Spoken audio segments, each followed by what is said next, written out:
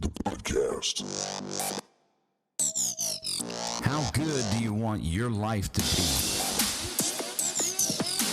It's truly about becoming the best version of yourself that's possible. This is Man vs. Marriage. Podcast. Welcome back to another episode of Man vs. Marriage. It is I, the cute, diggity dog, welcoming you to this fantastic, exciting episode. Just to recap quickly, because this is actually a two-part episode, to recap quickly, Jeannie and I really discovered some things about the conversations going on in our head, what we brought into the marriage that we didn't realize that had to do with our insecurities and our failures, and then what the heck do you even do about it? So in this episode, it's going to pick up at the end of the former episode, and it's going to take you through some steps, or the step, and how we started handling these types of situations. So sit back, relax, and enjoy Man vs. Marriage. Check it out.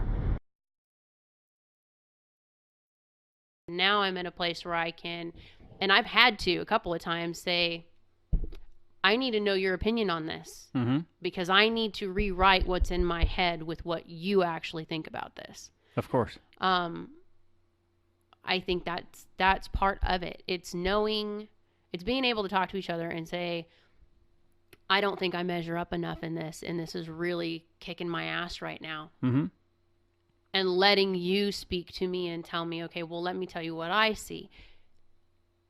It's not necessarily that you want someone else's opinion to be more important than your own of yourself, but it is important to have the person that you value the most in the world see the value that you don't see, or remind you of the things that maybe you're not focused on. It's real easy for me to quit something because I'm afraid of succeeding at it, or I'm afraid of failing at it. It just depends on which side of the coin I'm looking at today. It is a lot easier for me not to quit when I've got you behind me going, okay, but if you make it, if this works, how much better will you feel in the end of it? Just having completed something, just having done something. And at the same time, you kind of negate the opposite side of what's the worst that could happen. Okay, so you fail. So what? What do? We get back up, we do it again. We find something else, whatever the case may be. In my particular case for myself, and shutting down those voices, I need another voice to speak to me. Yeah. Doing it by myself was not enough. Yeah. And it's not always going to be Rita who has to draw those things out and question me. Now that we're in the place that we're in, I'm able to trust enough to say, okay, your voice has to be the voice that I hear in my head, because if it's left to my own, I'm going to screw this up. But I think for people who are listening, if you're not at the place yet where you trust your spouse enough to be that voice, I understand that. I'm not knocking that by any means, and I hope if your spouse listens to it, they don't either, and they meet you where you're at. Yeah. But you need to get an outside voice to help to rewrite those things that you're hearing, or those things that are telling you you're only this, this, and this. You need someone else in your corner to hold you accountable to what the truth is. And I respect that. And I don't want to make the case here that I'm telling you have to do this my way. Oh no, I'm not. I know. I understand that. I'm not taking it that way at all. Okay, good.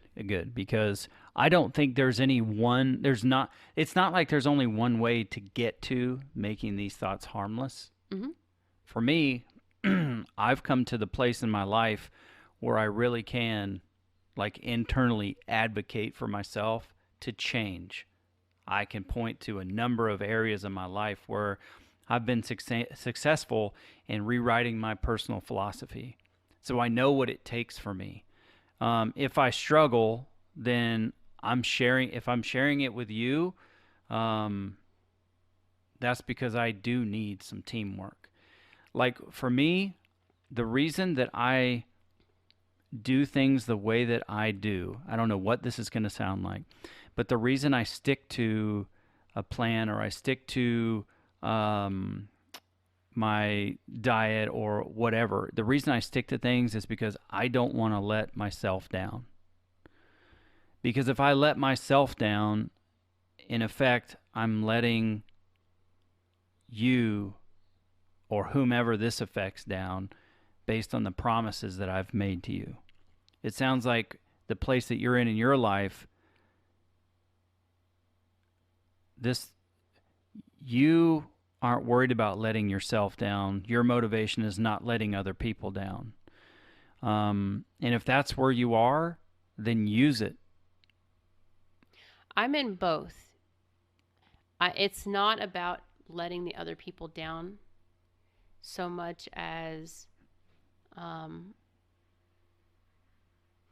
I don't know how to put me before everything else.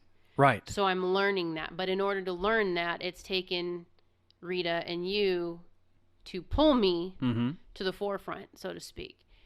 I'm never worried that I'm going to let you down on something anymore just because you don't let me get to that point. You always bring it back to perspective of what it is for myself. If I don't finish this book, you would be disappointed, but ultimately it doesn't really hurt you so much as, well, other than the fact that you don't know how it ends, but it would be, what would it do to me? Where would it put me in the promises that I made to myself? Where would it put me in the release that it's giving me emotionally, and being able to express myself in an avenue that we didn't really know was even an avenue for me. But I guess what I was just trying to pinpoint was, you do things a certain way, and there are people who can do it the same way that you do it. But there are others out there that are listening that are like me, where you can tell me this is what I need to do, but I have got to have the step-by-step play to this, or I just cannot function. Yeah. And it can't be, here's 12 steps. Dude, one at a freaking time. Yeah. Acknowledge what the voice is. Okay, I got that. Where did the voice come from? We got that. Now, what do I do with it? I couldn't get past that point. So Right. I needed Rita to say, okay, what do I do with this? How do I get to the next point? Yeah. That's what I'm trying to say, is there's not everybody works the same way. So, and you and I have done this several times. I don't think like you, and you don't think like me. And I cannot tell you how many arguments and conversations we've had where at the end of it, we both look at each other and go, you know what? You don't think like me. Let me back up a second and let's do this again. Right. And unfortunately, it's after everything's already hit the fan, but being able to come back to that moment, that's what I'm saying. For people who are listening who are stuck where I'm stuck, Yeah. fear is my motivating factor. Okay, how am I getting past that? I had to acknowledge I can't do this by myself. And I also had to acknowledge that because it's fear and trust issues that I'm dealing with, you were not my number one go-to. And that's not a bad thing. It's not my goal, but it's not a bad thing. I just had to go somewhere where I knew this is a neutral ground. This is somebody that no matter what I say to Rita, I'm not going to hurt her feelings. None of this is going to be taken personal. This is not something that is going to come back in an argument to bite me in the ass. This is someplace I can go and the last episode, Claus came out. She was challenging me, and I gave her permission to do it. I've never done that with anybody else in the room but you. So knowing that went out on a podcast, that was a big step for me. Yeah, it was. But if I don't do that, then the goal of helping people is just never going to be met. Right. But again, having Rita be that neutral zone for me and giving her permission to challenge me, and no matter how much I cuss at her, no matter how much I get mad at her, or I raise my voice, or we go toe to toe, it's okay because I've given her permission to take me there. And it's not like if I was to come to you with this and I get pissed off and I start going toe to toe with you, I run the risk of hurting you while I'm trying to process something. Yeah.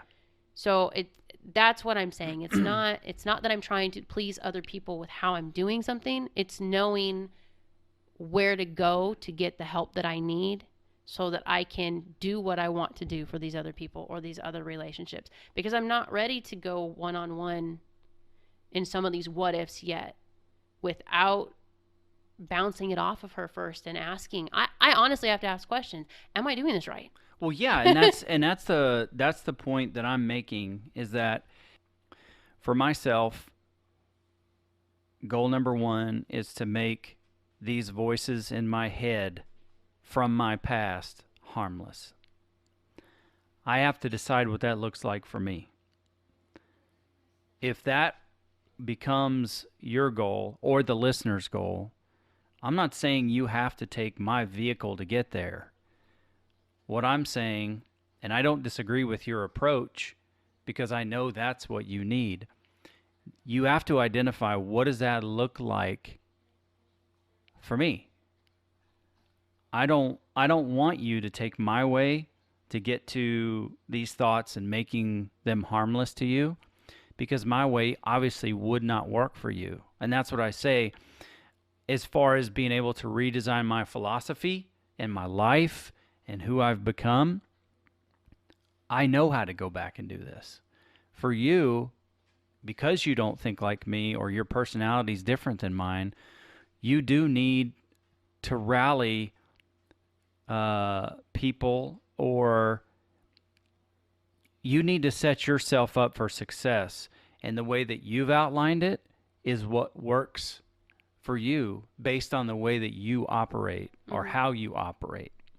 So I don't want you to think I'm here trying to convince you to do it my way. No, I know you're not. I wanted you to put out there what it would your way be to get there, just so we have a couple of examples to give the listener so they can determine or ask for help. Like for me, the way I can make those things harmless, I go back to those situations and I will look at them as they come up. I'll look at it and say, okay, is there anything I can change about what's already happened? There's not. How should I operate moving forward? What power does that person's voice deserve to have in my life? What influence, just to try to use a better word, what influence should that person have in my life? So I have to identify those things, and then I will process through and say, well, look, there's nothing I can change. So maybe I need to spend, and it's a great tool by Hal Elrod, maybe I need to spend a few minutes just to kind of vent my frustrations about what went down, why I'm disappointed, what maybe I could have done better to make the past a lesson instead of allowing the past to continue to dictate to me who I'm not. And the way I kind of work through that, or I have worked through it, is to say, okay, Quincy, there ain't nothing you can change. Matter of fact, you're enough acting and becoming the person that you are. So this person's opinion, their actions from the past, or whatever the case is, they don't have any more power or influence in your life unless you give it to them. So now, take it back. Now, that person's presence is not going to have influence over any of my internal dialogue.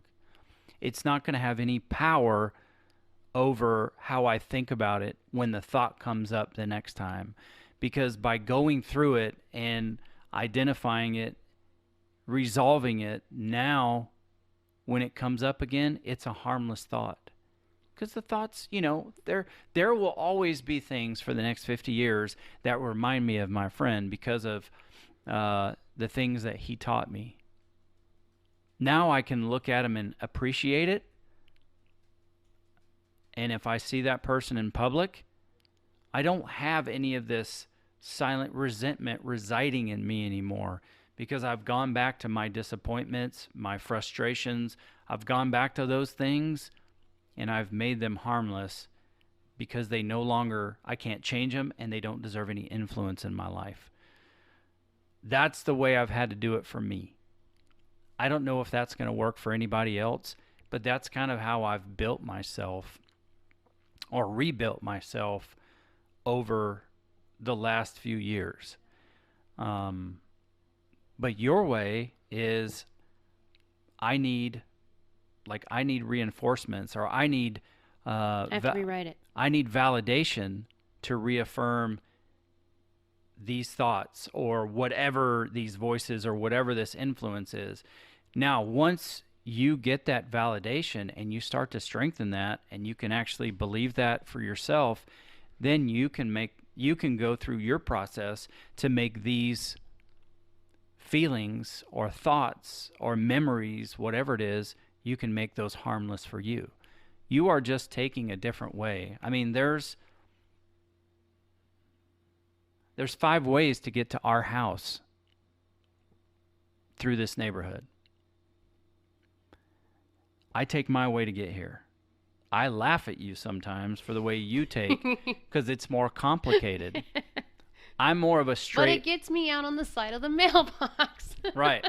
But just look at that, honey. Look at that.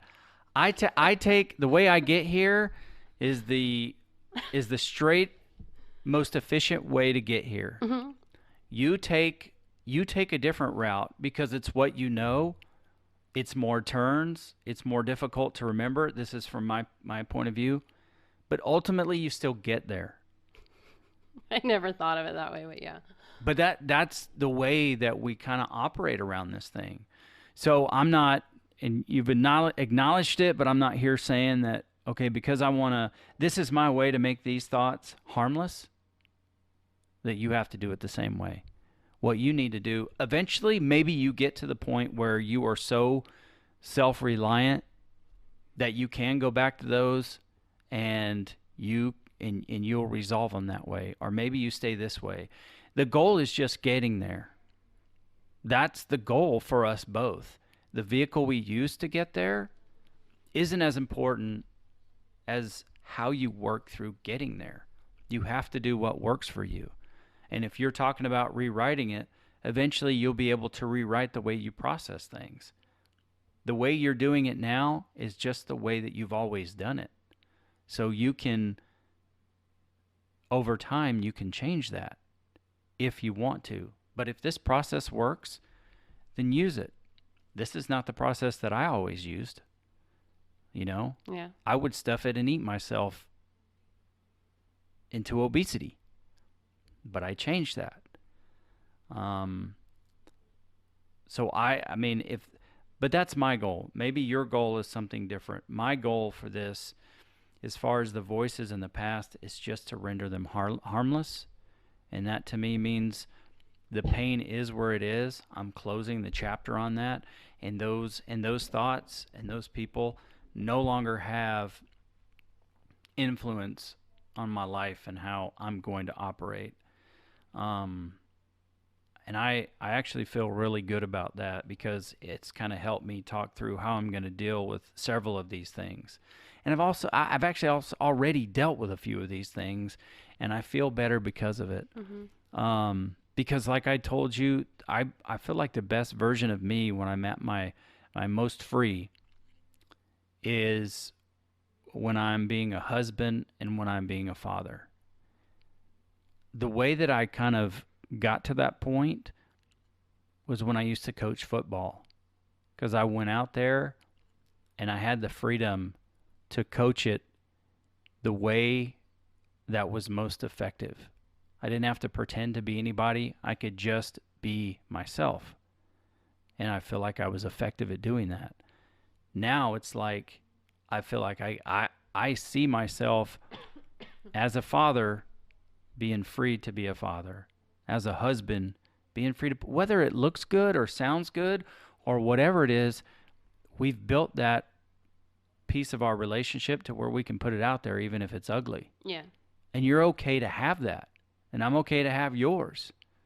And you're not telling me how to feel, and I'm not telling you how to feel. We're working through it because we reserve the right to have those feelings. Now, maybe those feelings are based in assumption. And if we, talk through it, those feelings can actually change. But I'm kind of done with resisting the past. When I'm made aware of something, I like to go for it. You're at the place where you're confronting it and moving through it. I'm at the spot where I'm confronting it. Yeah. So you're a step ahead of me, and that's okay. But that's, for me, it has to be rewritten. In order to confront it, I have to rewrite it. I guess in a way, it's like proving it wrong. Okay. I have to prove to myself that I've proved this lie wrong, and then I can move past it. And then that one no longer bothers me. When it comes up, it's like, no. Using the example that, we had a bunch of kids and you're going to leave. Once you and I hit the San Diego moment, that no longer has a voice anywhere. Yeah. That's as simple as when it comes up and it's, he's going to get mad at this is going to happen, he's probably going to do this, and then he's going to leave. And it's like, he might do A, B, and C, but leaving is not an option. That much I know. And it's once that was squashed, it's gone. But some of these I'm still, and it's not everything. I mean, I've gone through a lot over the years, and I've processed a lot and squashed a lot. So I'm definitely a lot better than the quiet, depressed person in the corner. Yeah.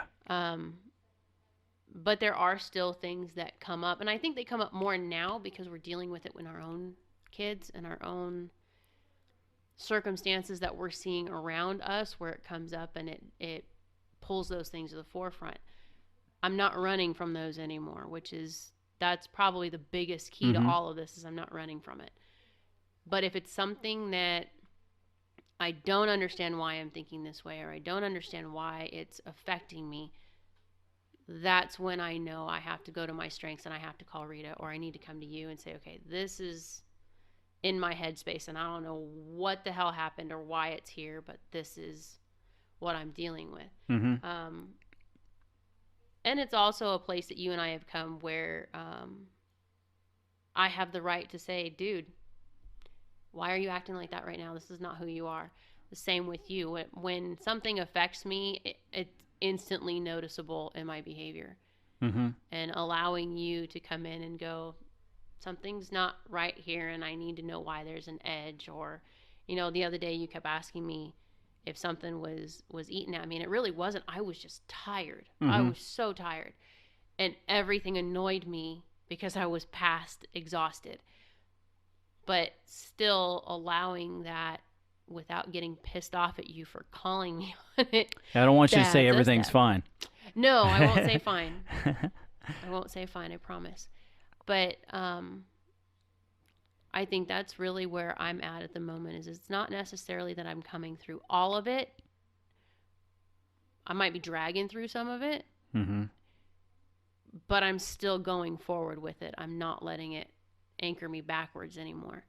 And that's really where everybody needs to get. If you can get to the place where, just face it, even if all you can do is stand at the line and go toe to toe, but you just can't figure out what to do with it, just stand toe to toe for a minute. Acknowledge that there's something there.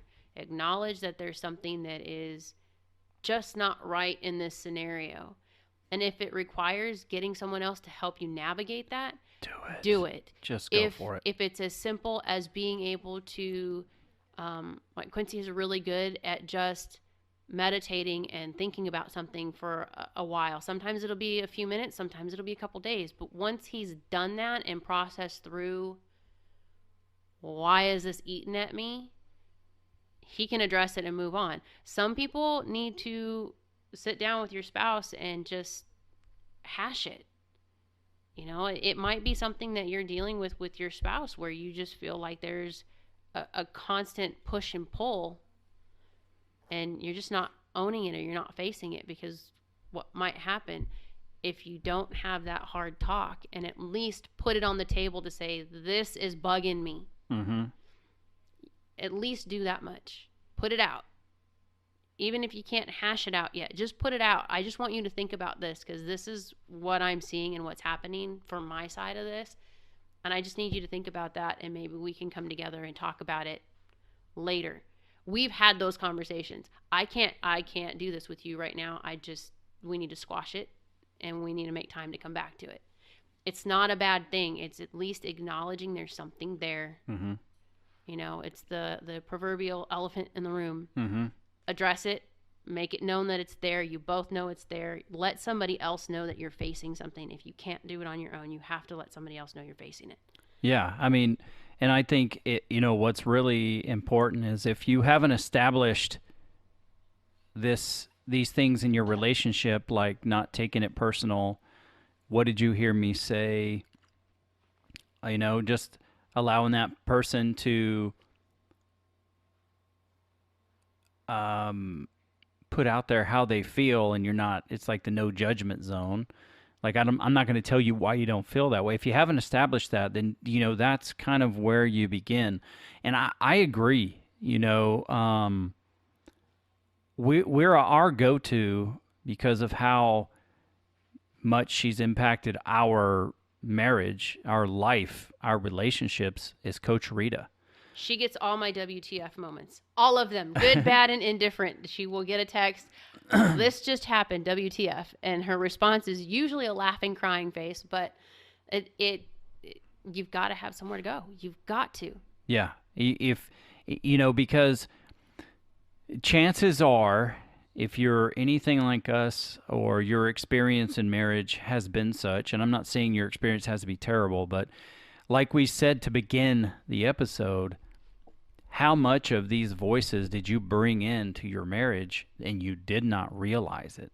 I was 75% or more. Jeannie was like 60% or more. And it's extremely, extremely important that you learn how to communicate and comprehend what each other is saying, and what have you created in your relationship so that you both have the freedom to share and express your deepest, darkest secrets and situations.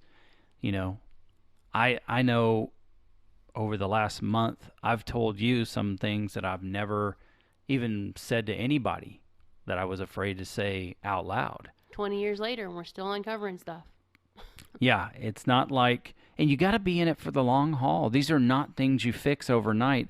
If you've been married for a year or 2 years, 3 years, 5 years, 20 years, and you try something a few times and it's not working, you're doing yourself a disservice to get anxious and give up. This takes is not time. A 5-year plan. No, this is something that you're creating, and I would say, our relationship has never been better, and we're talking about hard subjects that we never had the courage to talk about before. Mm-hmm. And now... And the funny part is, going back over why we never talked about it is because of how we were raised or how we were taught certain conversations that you grow up learning, oh, we don't talk about that. Why? I'm married to this person. This is my best friend. This is my forever human. Why am I not having these conversations? Right. Why am I keeping this stuff to myself when you are the only person I should really have these conversations with? You know me at my worst, my best, my quirkiest, my dumbest. It doesn't matter. I mean, there's really not a whole lot else I could do that you haven't seen at this point. So why are we not talking about this stuff? I don't know. Every once in a while, you still surprise me. Well, I got to have some tricks in my bag, but that's a whole other subject. That's another show. So let's, this episode went so much longer than I anticipated, but I didn't want to cut the conversation short. That's the beauty of editing, that, you can split it into a couple of shows or whatever, if necessary, because we have been. Love you, Ashley. Thank you, producer Ashley. Yeah, I wrote down here, it's like 3 reasons why we faced fear. I came up with a couple, and that's something that I would like for you to think about for your future, for basically having that why to continue to confront these situations, but for me, just goal number one, and I'm gonna go what they call in the business world narrow and deep, so that you can really hone your focus in on one thing. And my one goal right now is to render these thoughts from my past harmless. And I think that'll be the catalyst that helps me really develop the next level of who I am becoming. So, great episode, honey. Thanks. Or episodes. There's no way that this can be one. Splice it where it gets to the how-to. That's kind of leaving a cliffhanger. Anyway. Well, yes and no. It's processing through it. And then how do you get to the next step? True. If you have questions, you have concerns, you have ideas, you need a non-biased or an unbiased third party to hear what you have to say, I'm recommending that you engage Coach Rita. That is my first recommendation. Why is that? Because she's somebody that I trust, recommending. She's someone that is an absolute expert, and it's really something that she thrives in. And I'm excited for you.